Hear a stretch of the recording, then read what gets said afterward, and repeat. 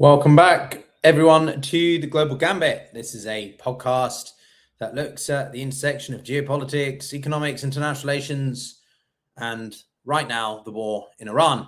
Now, we're going to be joined momentarily by a great guest, someone we've had on the program before, someone who is from Iran and was actually, I should probably disclose, my former university professor or dean, Johns Hopkins SAIS, Professor Vali Nasr, and I'm very excited to hear what he has to say, albeit I would prefer it to be about how Iran is rebuilding or something more constructive. But right now, we are facing, I think, seriously scary times. I'm not a scaremonger on this program, but if you haven't been aware of what Trump has been saying in the past few hours, it's getting more and more irrational, in my opinion. He's basically said or implicitly stated the idea of genocide. Some people are speculating nuclear weapons, but this is all obviously very speculative, as I say. But we're here with Professor Nasr, who I'm very excited is going to hopefully bring some clarity and composure. But very much welcome to the program, Professor. It's Thank you. How are you?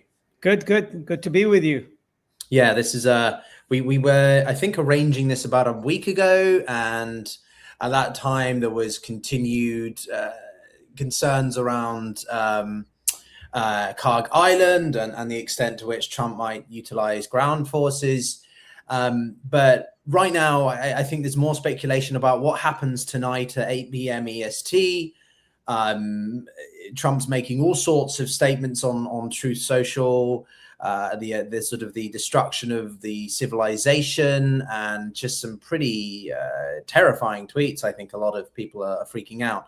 Now, you're someone who knows much more about this than I think a lot of people. So can you try to explain to us what is happening right now?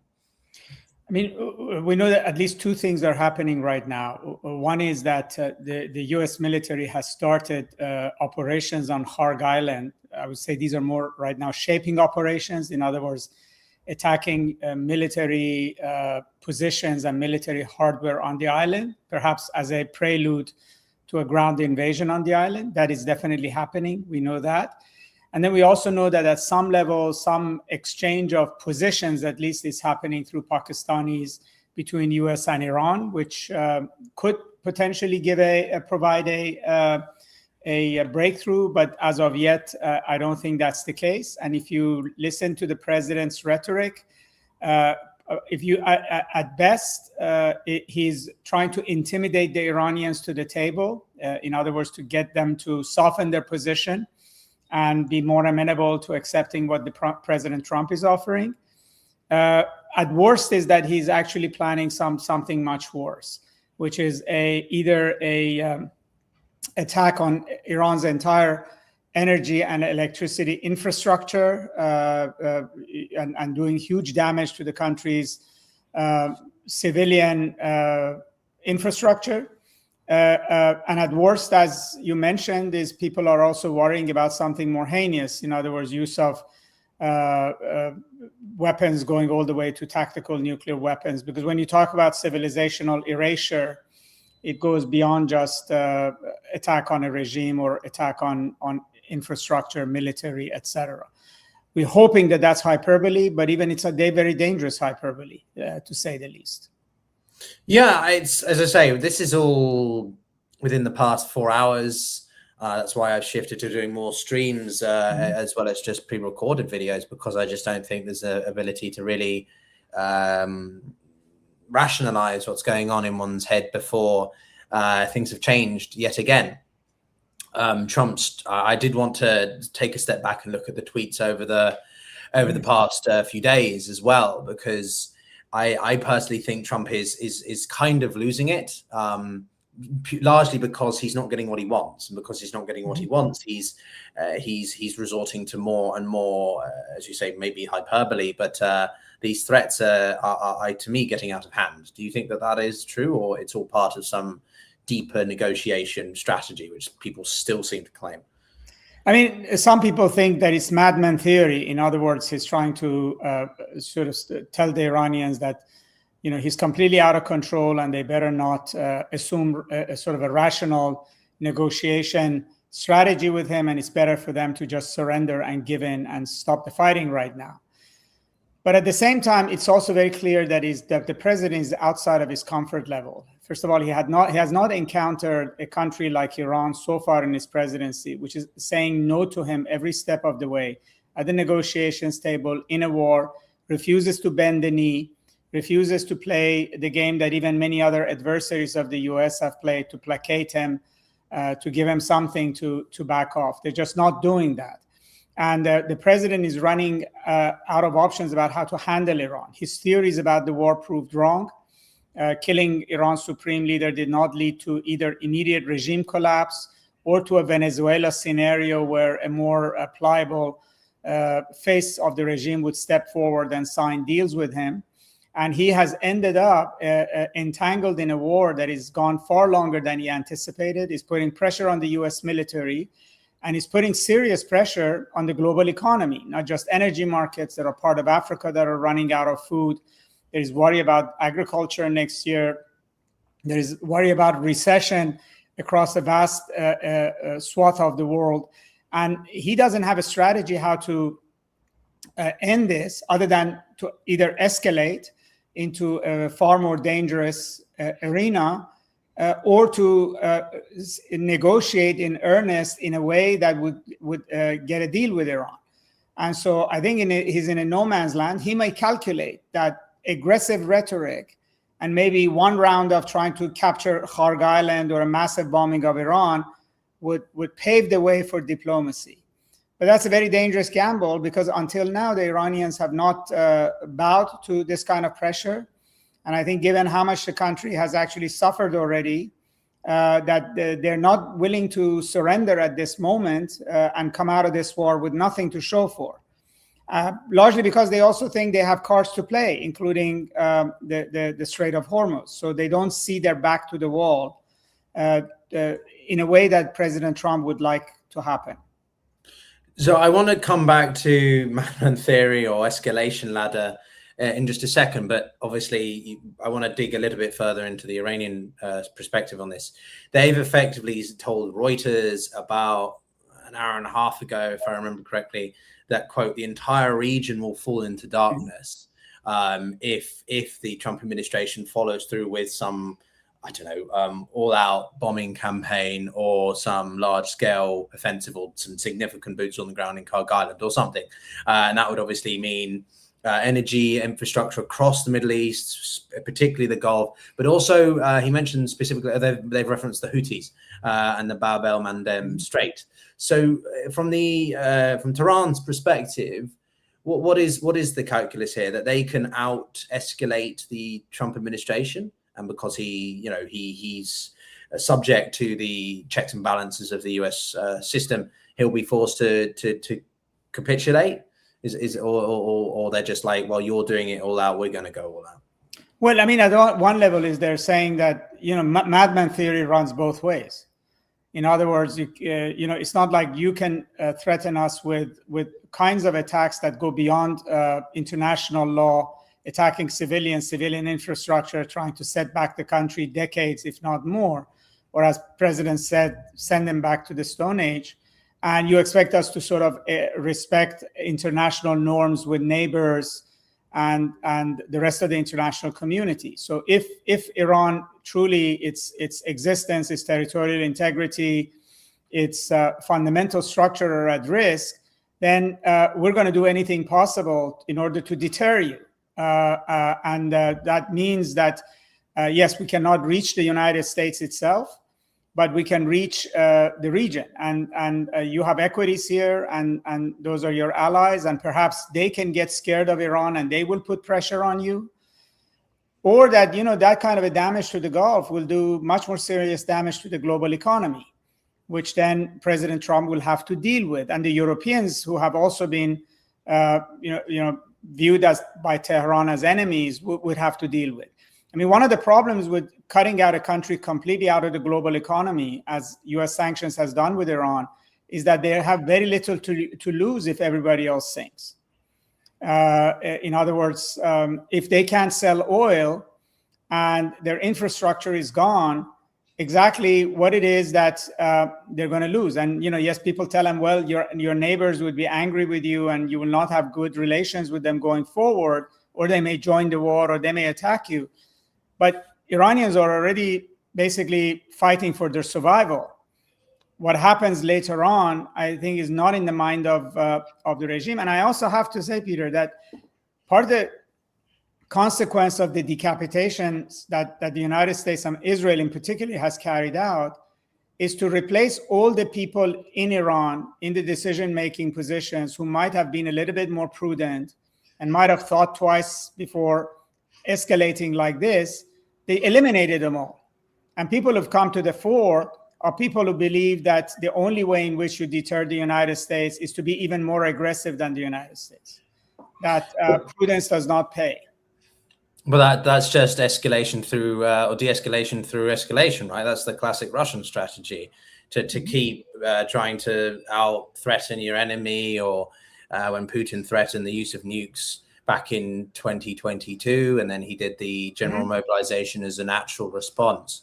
Since then he's referenced the idea of tactical nuclear weaponry quite often, but never follows through. So who can we really believe is going to take a step back? Or neither can, because this is about the survival for the government, and it's about Trump's ego for Trump. So, well, I mean, the first step back might have, if we'll watch before 8 p.m. tonight, if either side or both sides decide to change the positions at the negotiating table, so that would mean there might be a mutual stepping back from the edge. If the president finds a way to postpone his deadline from 8 p.m. and to another day and pretend like Iranians have asked for it, that would be also a step back. It may very well be that both sides decide that they need to actually escalate to the next level, maybe not the entire region going dark, but some places going dark, and the Americans hitting some set of power plants, so that the other side understands that this is not a bluff. And that's also dangerous, because basically each side assumes that its negotiating position at the diplomatic table is conditioned by how aggressive it is in the battlefield. So we are in an environment right now that that the two sides are at some level talking and bombing at the same time, and they're trying to use the battlefield as a way of shaping the diplomatic table. And there always is a danger that it may get out of control. The talks may collapse altogether, and we might be in for a much longer period of war before there is some kind of a new pathway forward to end it. But in that case, I mean, we've seen this before, actually. The Trump administration often tried to negotiate whilst continuing military action. So in this case, though, I'd like you to explain a little bit more about why this is different. Iran is not the same as Venezuela. It's not the same as any entity that Trump has taken on before or attempted to assume that he can take on. So can you explain a little bit more about the psyche of the IRGC and those who are really driving the response, the actions on the Iranian side? I mean, first of all, Iran as a state and IRGC as a military force has proven to be incredibly resilient, to everybody's surprise. They haven't collapsed under either the bombing pressure or the decapitation. And in fact, going after infrastructure by both Israel and the US is an admission that they cannot break up the Islamic Republic. They cannot break up the regime. So they're going after the country itself. They're going after the state. So in a way, if you can't break the Islamic Republic, you may as well create a situation where it doesn't have a country to rule over when the war is done. So now the Islamic Republic and the IRGC, this has been a war they've been at for 47 years. And they also understand that the United States and Israel have come into this war with the agenda of destroying them, and then perhaps even downsizing or degrading the Islamic Republic as a whole. And they don't want to end up, having gone through this war. There's no point for them to stop and then end up being like Iraq was in 1991, a broken state with no power grid, no refineries, no steelworks, no petrochemicals, no pharmaceutical manufacturing, poorer, still under maximum pressure sanctions, still contained under a cordon, and then every 6 months, Israel and the United States bomb it again. That they might as well die now, or they might as well, or fight their way out of this corner. And they decided to fight their way out of this corner. So what they really are asking at the table is not a ceasefire, but an end to war. Now, they put it in a very grandiose way, like end of war on all fronts, including Lebanon and Yemen. They're not going to get that. But what they want is some kind of a guarantee that war does not resume in 6 months. And in fact, holding to the Strait of Hormuz is partly to assure that, because if they are in a position to close it at any time, the U.S. now all options will not be on the table at all times. And the U.S. will think twice about attacking Iran again. But also they are now looking for serious economic relief to rebuild the damage of the war, but also to get out of maximum pressure sanctions. And that's partly also what they want to hold on to the Strait of Hormuz, because they think they can toll ships going through and create a revenue stream in addition to what they sell in terms of oil on the market. And they think that getting tolls from ships that pass through cannot be sanctioned the way the United States can sanction Iran's oil. So they actually are really looking for material gains out of this war that fundamentally changes their situation, and they don't end up like Iraq in 1991. So the question is whether President Trump is willing to entertain, if not the exact terms, but something like that. That you give up your nuclear program, you hand over your 400% enriched uranium.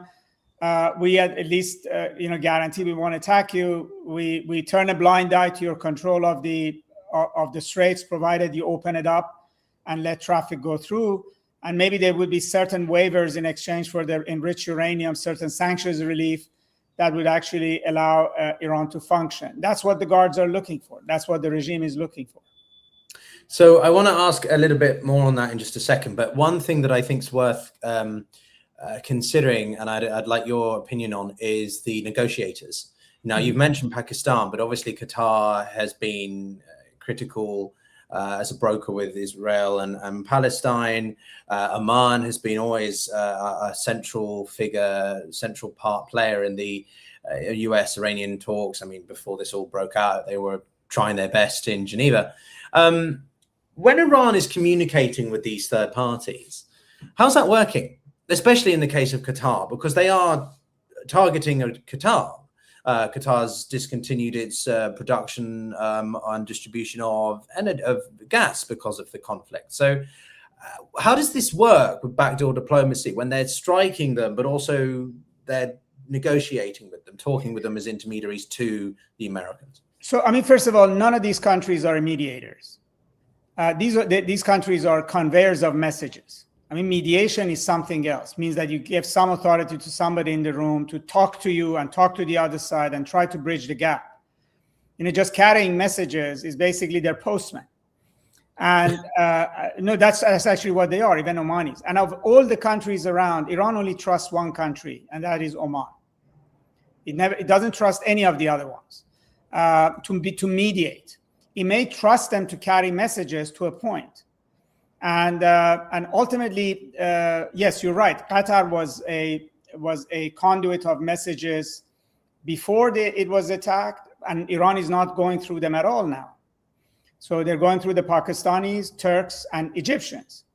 And these countries have more heft than the Gulf countries. And the only thing they bring to the table, particularly in the case of Pakistan, is a direct line to the White House and the Oval Office, which is also important, which the Omanis don't have. As the Omanis don't have a personal relationship with President Trump. Their Sultan has not had lunch with the president like Pakistan Army Chief has had. So basically the Pakistanis, the reason the Iranians don't trust them is because Pakistan is very close to Saudi Arabia. Iran doesn't trust the Gulf countries. The Gulf countries don't trust Iran. They didn't trust each other before the war. They trusted each other even less now. The Iranians read in the newspaper that Mohammed bin Salman has told the president of the United States to finish off the job, finish off Iran. The Saudis deny it, which is true. Yes, no. So I think right now what the Pakistanis are doing is carrying messages and perhaps making suggestions to both sides. Like, the Americans are more likely to accept if you do this, and to the Americans, you may be more likely if you did that. But the Pakistanis are not able to really sort of arbitrate or mediate in that manner. This is still a back and forth between the US. If the message carrying is successful, at some point the Iranians and the Americans have to meet at a physical location where somebody actually carries their discussions between rooms. That's what the Omanis have been doing in Muscat and Geneva. And that may happen again in Muscat or in Islamabad. And then, the Pakistanis could host them. So at some level, I think we should not overplay the role that these intermediaries have. I think they are channels that are important. Those countries that can and are willing to play this role and are able to actually talk to the highest level in both countries. Interesting. So you see them primarily as couriers, not as communicators or as negotiators. Very interesting. No, they're not negotiating. I mean, it's not like the Pakistanis are actually changing Iran's position. Right. Or the Pakistanis are actually changing America's position. They're basically carrying the American proposal to Iran and the Iranian proposal to the US. They try to do that in a faithful way. They may be carrying oral messages from both sides as well, but they are not essentially part of the negotiation themselves. So on that then, this is what I wanted to ask you prior to that question, which was both sides have made, in the opinions of different people, maximalist demands or a varied set of demands. You outlaid quite a few of them in your previous explanation, but which are more realistic? Is one side grossly more absurd than the other? Are the Iranians more realistic with their ability to toll the Strait of Hormuz? Could they have a nuclear powered system? Like, could they have nuclear energy as long as they're not a threshold power? Or is it we're just so far away because of the demands of either side right now? I mean, I think where the original positions of both sides are non-workable. Right. But that doesn't mean that there are individual items there that would have to be dropped off completely. And there are individual items on the list that can be negotiated over. Like Iran will not give up its missiles. It's the only thing that is surviving by, and it will not give up the Strait of Hormuz, whether it tolls it or not, because that's the only thing that it has in this war that has kept it going. But its nuclear program, yes, even in Geneva before the war, it was largely willing to give large parts of it away, and in exchange for real sanctions relief. So I think there are items on there that they could negotiate. Like if the United States wants Iran's 400 kilograms of 60% enriched uranium out of Iran, it's doable. But they have to negotiate about where does it go, how does it go, what happens to it, in exchange for what. So I think, like every negotiation, the starting position of both sides is not immediately acceptable to the other one, because then that would be surrender. So they have maximal positions, but it doesn't mean that they cannot compromise on certain items and get closer to each other and agree to not negotiate on certain things. I mean, it may be possible. It's likely that Iran cannot get a ceasefire in Lebanon. It cannot force Israel's position on Lebanon. It can ask for it, but it's not going to get it. Or the United States wants Iran to assert zero enrichment, and Iran perhaps will not accept that on principle. It will agree not to enrich at all, but it will not give up the right. It hasn't in the past. It's unlikely that it will now. So I think, and I say all of this because negotiations are going to be pretty tough. And partly they're not succeeding because they're not actually sitting in a marathon sessions and going through bullet points, each of which could take 2-3 days of negotiations, like the way United States and North Vietnam negotiated in Paris. Secondly, the US doesn't have actually a serious negotiator. I mean, Stephen Witkoff is not a negotiator. I mean, we saw in Geneva, he didn't understand the details of what he was doing. He was not staffed with people who knew what the technicalities of the nuclear program are. He probably misrepresented what he had heard back in Washington. So at some level, I think the US also is seriousness about negotiations would go with seriousness about the process and seriousness about who the negotiator is and whether that negotiator actually has the capability to negotiate. Well, Witkoff can get you a great price on your house if you're looking for that, but because he's a property magnate, isn't he, or something completely unrelated to the magnitude of what we're facing right now, Professor. But I guess another question I was interested for your take on was simply about what this deadline could mean. What does Trump mean by 8 p.m. Eastern time? Does that mean he just gives up on any and all negotiations and we go whole hog with bombing campaigns? Does it mean ground offensive? What to you does that realistically mean? And therefore, what do the IRGC and government plan in anticipation? I think the IRGC is not looking for what he says, is looking for actions. So if they see start of a campaign against their stations, and also then they're going to start their retaliations, whatever targets that they have decided on, largely because the US is not going to destroy every single power station within half an hour. This is going to have to be a rolling process. Iran is a vast country with a lot of power stations all over the country. So it's not going to be done in one night or in a couple of hours. So the retaliation by Iran will start immediately in order to either impede or to dissuade the US from going further. Similarly with land invasion, if the US starts landing troops on Kharg Island, use of drones, artillery, however way the Iranians are planning to respond to a land invasion would start, as well as also targeting other locations around the Gulf in retaliation for that. So that's one scenario. The other is that it might come 8 p.m. and the president finds a way not to do it. And that is also very, very consequential because he has now built so much anticipation with such hyperbolic rhetoric that he has to have a good justification in order to postpone it. One is to say that we're very close to a deal and I'm going to give him another 24 hours or another 48 hours. The other is to outright follow through with something and claim that it was bigger than it was. And he's going to now wait and see if the Iranians would do something.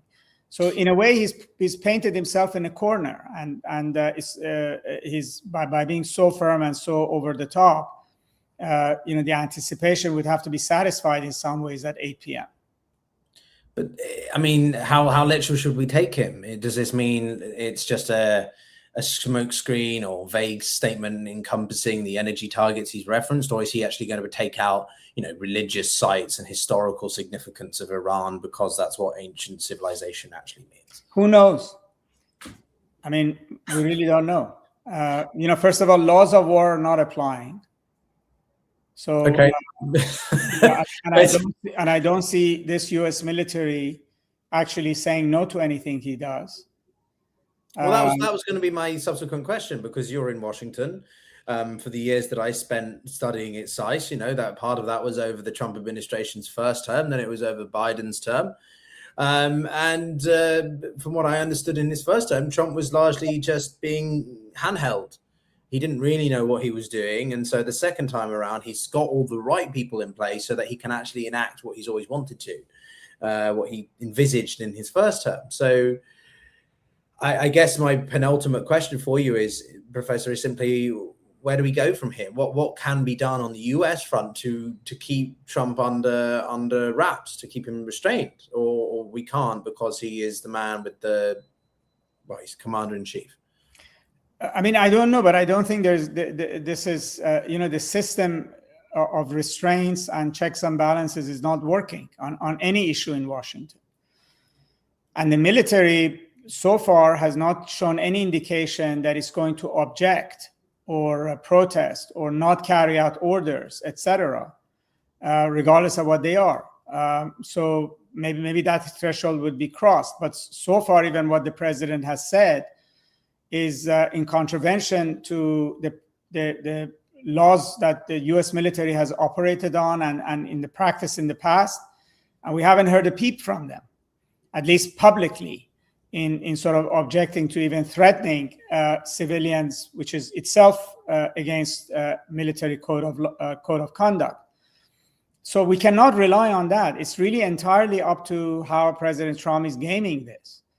And so we are on varieties of issues now in a decision-making situation in the United States where it is not the system that is making decisions. It's not the system that is identifying threat, debating how to deal with it, and then gradually presenting the chief executive with options of how you deal with threats. We're now in a situation in the country that you have a leader, almost like a monarch, who decides that this is what we're going to do, and then the system is basically going to implement it. So in a way, it now really comes down to him. It's very difficult to read what he will be thinking at 7:58 p.m. tonight. Okay, I know I said penultimate question, but if I can be cheeky and ask you two more quick questions, Professor. It's simply, we've just had the UN Security Council vote. So for context, for those watching, the UN Security Council was voting on a Strait of Hormuz resolution, which was aiming to sort of provide a defensive coordinated effort to secure the Strait of Hormuz. But the Russians and the Chinese have vetoed it, which means it will not work. Two others, Pakistan and Colombia, abstained, and the rest voted in favor. So that's 11 in favor, 2 against, 2 abstaining. So that's not going to be passed, and therefore nothing's going to happen. What's your initial take on that? Does it not? I mean, the UN is probably not really relevant in the urgency of what's happening right now, but how do you react to this sort of the way the Chinese and the Russians have behaved? Well, why would you think they would have done that? Well, because this is an American resolution in their eyes. I mean, it's a problem that is caused by an American war, which did not have United Nations backing. There was no UN resolution to authorize this war, and as a result, they're not in the mood to reward the United States for the consequence for condemning the consequences of a war that the U.S. started. Secondly, the Russians have their own sets of issues now with Washington and with the Europeans, who are also 2 members of the Security Council. They're not going to support them easily, and nor are the Chinese.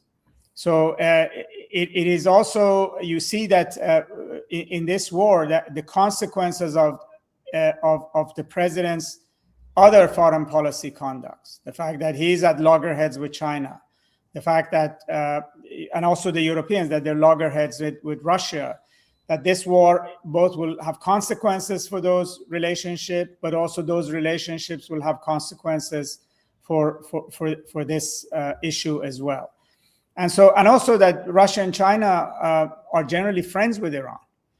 I mean, they're not coming into the war to actually fight with Iran, but I think the least they can do, or they will do, to support Iran is to support it in these kinds of international forums.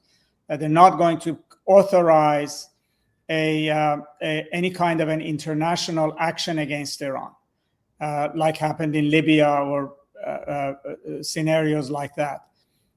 So that's the way in which they are supporting Iran. So my last question is simply, where do you think this could go? Obviously, I'd love to have you back very soon. But operationally, let's assume that this announcement is an instigation of boots on the ground over Karg Island. What does this mean from the different levels, on the tactical, the operational, strategic, for both the United States / Israel, but also particularly as someone who knows the Iranian perspective most well, what does that mean for Tehran's moves? Well, I mean, if it's just the capture of Karg Island, it's not going to end the war anytime soon. I mean, the Iranians will dig in and will resist and will fight back and will escalate as well. So then the U.S. is confronted with what does it do with this piece of territory it's taken?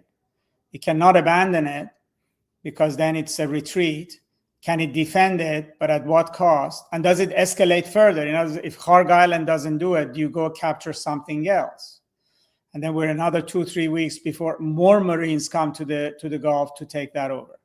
If it's a much bigger attack, in other words, in addition or instead of attack on Karg Island, you have massive aerial bombardment of Iran's infrastructure, and the Iranians decide to retaliate in a very big way against the varieties of targets in the region, then we might be entering a phase of much more of a regional war and a regional calamity. And then the US will be having to be dealing with more than just Iran. And the consequence on the global economy will be far more profound. So that in a way, at that point, the war becomes just bigger. And when the war becomes bigger, it's more difficult to contain it, and it's more difficult to end it. And alternately is that, by 8 p.m., there is a way in which to avoid all of that and arrive at some kind of a diplomatic off-ramp that could potentially end in a deal that would stop the war. But I don't think any of this is going to be done today. My sense is that even a diplomatic off-ramp is going to be difficult to maintain. There's going to be breakdown of ceasefires if one is in place. We may have periods of fighting and talking at the same time, and it might take a little while before this war completely winds down. Well, I certainly think we're going to be in it for the long haul, Professor. But Professor Vali Nasr, thank you so much for your time. It's a delight to have you on the show, as always. My former dean at my university, as I say, I should be transparent about that, I think, for the audience, Johns Hopkins. But I'm going to stay on and speak to the audience a little bit more, so I'm just going to take you offline. But thank you, Professor. It's been an absolute pleasure. Everyone, stick around. We've got a little bit more. I just wanted to sort of just think about what the professor said. I've also got another live stream with Lieutenant Colonel Daniel Davis at 7 p.m. UK time, so that's in about an hour and a half. So do be sure to ring your notification bell if you want to hear us talk about that. I think it's going to be slightly different to Professor Nasr's comments, mainly from the US perspective. But I think the general outlook on this increasingly is that Trump is just losing his mind. Not because he's insane, I think, primarily, but because he's not winning, or more prudently, he's just not getting what he wants. As Vali Nasr said at the outset, this is a different opponent. This is a different adversary to what Trump is used to or has assumed in the past. I don't know. I used to think that people were being deliberately idiotic by trying to make comparisons between Iran and Venezuela. Obviously, they're not the same. Iran is a much more potent military force. It's a theocratic state run by a much more comprehensive system, not a semi-political party state, whatever, semi-presidential, presidential system like in Venezuela. But he seems to think that he can actually do what he did in Venezuela, force the capitulation of the IRGC and broader system to his whim and get whatever he wants. Now, one question I did mean to ask Vali Nasr was simply about how much is this to do with the markets? There's some speculation that Trump is deliberately doing these wind-ups just before the markets open or close, so as to avoid rattling them too much, or that he's doing it all to pump and dump, the insider trading, which I think is very, very apparent by a lot of observers. I mentioned it on the stream the other day, but Pete Hegseth's, advisor, counterpart, someone who works on behalf of Pete Hegseth, had invested some of Hegseth's money into a defense contractor prior to February 28th. And this whole war kicking off. So there's clearly insider knowledge, insider dealing happening with this, which is obviously illegal. And well, forget morally bankrupt. I don't think that really applies to this government or Trump, where that ship has sailed, I think. But I also wanted to come back to just simply what Trump has said today, because if you're new to the channel, then you may know, you won't know, but I made a pretty raw reactionary video to Trump's statements over "make a deal, you bastards," and his just complete emotional outburst, which a lot of people said even for him is quite uncharacteristic. But in some ways, what he said earlier today is worse, because when you say I'm going to destroy an ancient civilization, or it will cease to exist tonight, will die tonight, sorry, paraphrasing. I mean, you could technically argue that's implicitly suggesting genocide. I very carefully use that word, but if you're talking about a complete civilization, okay, yes, we can argue it's about the infrastructure, or is it the ancient civilization, as I asked the dean earlier. But you don't say statements like that. And that's why there was an article in The Guardian that has gone crazy around the internet earlier as well, suggesting that Trump's really considering sort of nuclear weaponry. Which, I mean, I think the article actually stated it was explaining how a nuclear procedure would work, but people being people on the internet deliberately misinterpreted that as, oh, they're considering using a nuke. I don't think we're quite there yet, but nonetheless, this message, this post by Trump it's not normal. And regardless of how frustrated you are with the situation, even if it's under control or it's out of control, you shouldn't make public statements like that. I find it hard to believe that George Bush would have made something similar during the Iraq or Afghan wars 20 years ago. And I mean, a lot of people will agree that George Bush was not exactly the most intelligent US leader, president that has been. But relative to how Trump is behaving right now, I mean, you couldn't be further apart. I would love to make some sort of puns about it, but frankly, I'm out of them just because my brain is still trying to process what this guy is saying and doing. And what I find insane, again, I've said it before, is that people will still try to defend this, that people will still try to explain it, rationalize it, justify it as something reasonable. It's all part of some deeper lingering strategy, which it's not. And some people will say, oh, your TDS is really high. No, the only people deranged are people like you who support this guy who's clearly going deranged over the fact he's not winning or he's not getting what he wants. The war in Iran is not a case of who wins, who loses, but who can ultimately claim that they outlasted the other. US stockpiles the US is burning through ammunition. The cost per day of this war, not just in replenishment of munitions, but also damage to equipment, aircraft, whatever, assets, is mounting. And while Iran is obviously in a worse condition, given the amount of damage that the Israelis and Americans have done to the country, the system is holding. A country like that was ravaged in a civil war for years, such as, say, Myanmar or Yemen, they still function, as in the system does. The country may be in disarray and the economy may not really exist. It may be a failed state. But if the system still exists, the system of where the power actually is wielded, i.e. in the Houthis in Yemen or in the Tatmadaw in Myanmar, you can't really say that you've won, because your goal was to destroy that system, to liberate the country so that it can create a new political system. But this is not being achieved. Iran is in a terrible situation. More and more people are being killed, but the system that has governed it for the past 40 years, 50 years is still there. So you can't really, next to the strategic objectives, military objectives that you set out for yourself, claim that you're succeeding.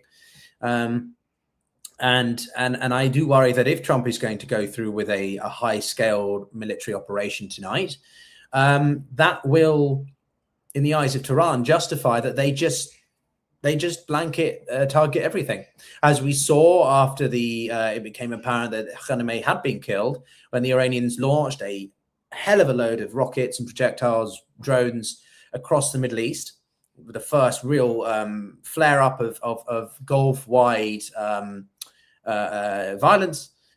That was we will likely see that again. Now, some people will claim, well, the Iranians don't have enough to do that. I disagree. Are they dwindling their reserves? Yes, but so the Americans, and clearly the Iranians are doing a minimal deterrence approach. I shoot a few to continue that psychological warfare, to create enough discontent, disruption, damage, but enough that they can sustain this for weeks. You don't have to shoot all you've got to have enough of an impact. So Iran is suffering more, but America isn't winning. And the fact that this UN Security Council vote has been vetoed means that any hope for stabilization over the Strait of Hormuz is gone. Now, Vali said that this was an American bill. From what I understand, it was a Gulf drafted resolution. The UAE was the chair of the council meeting. And the US obviously backed it, but because it's a Gulf US endorsed resolution, China and Russia by default will veto it, which is, if you take a step back for a minute and look at this from a multilateral lens, which is where my primary expertise is, this doesn't make sense on behalf of China. What it does do is expose that the Chinese and Russians probably are supporting the Iranians more than they claim, or specifically in the case of China, that they are supporting Iran more than they claim. Because if they weren't, then they wouldn't care. They would want to see the war whittled down. So this idea of non-interference that the Chinese adopt in their foreign policies is not being sustained through the voting in the UN. So a little bit there to dig into, I think, to understand the motivations behind the Chinese. But generally speaking, if you want to see the Strait of Hormuz secured and oil supplies, energy routes maintained and defended, whatever, then you would assume that China votes in favor of that. But regardless, Russia would have vetoed it anyway, so therefore it still wouldn't have passed. So as usual, the UN is largely powerless or irrelevant in this case, but again, not because the UN, I think, is itself is irrelevant, but because the countries that control how the UN functions are inhibiting it from doing anything. That is the double standards, that is the terrible construction of the UN Security Council, and that it is it's no longer fit for the international system.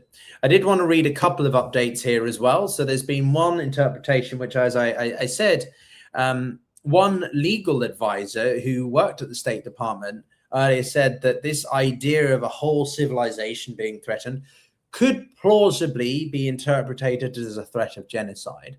Now, the goal is obviously that Trump wants to put pressure on Tehran to such an extent that they come to the table. But as I've just made clear, and as Vali Nasr has made clear in the past 30 minutes, this is not how the IRGC operates and are not going to operate. They are not going to capitulate because of one man's bluster.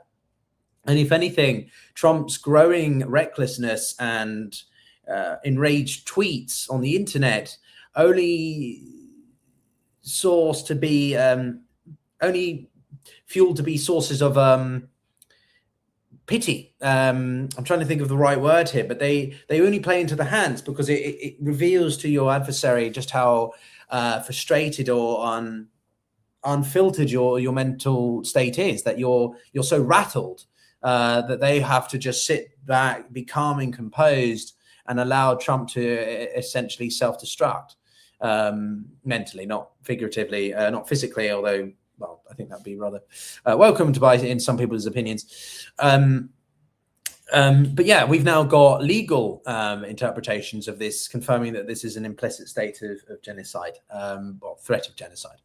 Again, some people will say it's a negotiating tactic, but just how far are you going to go to bluff before it's just too far and you have to pull it back?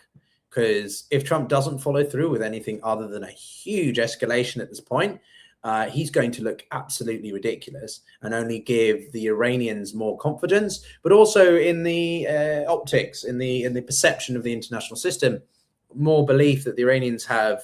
They may be not winning militarily, but they have a cool, calm, collected approach strategically to outlasting or sustaining their war campaign, sustaining their deterrence, sustaining their defense. So I have always, wanted the IRGC to be out of the picture, for Iran to have greater choice over its future. But Trump's handling of the situation right now is only serving to illustrate that he's lost all control, and that frankly any idea that he has some grand strategic plan is a joke. But I think we'll be discussing that more with Lieutenant Colonel Daniel Davis in about an hour's time. And I also think that even if the United States and Iran were to establish some kind of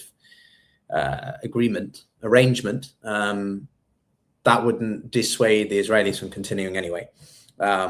Maybe Trump would come to the sort of acceptance that he can just increase funding for Israel, and they can up the military operations, or the US can sort of operate through the guise of its Israeli first and foremost, and the US has sort of agreed that they don't directly target infrastructure or get involved with the war between those two. But I don't think that's going to happen. I think that we are going to see a intensification.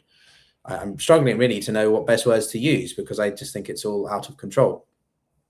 And these continual threats that Trump makes, or extensions of 6 days, 10 days, 2 days, are only undermining his cards, the cards that he has to play and how he chooses to play them. We don't have a plan. It's safe, but let me get through some of your comments here. He was a very good guest. He's someone that I like to speak to on a periodical basis. I know some people have concerns, but I've always thought that Professor Nasr has some great takes on the situation, and it helps to cut through the noise and really make sense of what's going on. I guess the last thing I'll just say on Europe briefly is that the more Trump attempts to escalate, the more he finds an unwillingness to back down, or the more he's willing to sort of just push the boundaries of what's acceptable, really has to make one wonder what value is in it for the UK or for European countries that continue to allow US usage of their bases. I have made a public call, not that it really means anything necessarily. I'm just a guy on the internet, but I personally think that if Trump is willing to escalate this even more, that the British government should extremely reconsider its willingness to allow American use of British bases, because in some ways that makes the UK more complicit. And whilst I may have understood or tacitly supported, the removal of the IRGC, the way that it's been done is completely out of kilter, and I do not think it is going to happen, and therefore I think it's within the interests of each country within Europe to take their self-interests first. A lot of people on X will disagree with that and claim that how outrageous that the British are not allowing the Americans, who provide NATO assurances and such, to be allowed to use their bases. But this is voided by the fact that Trump did not seek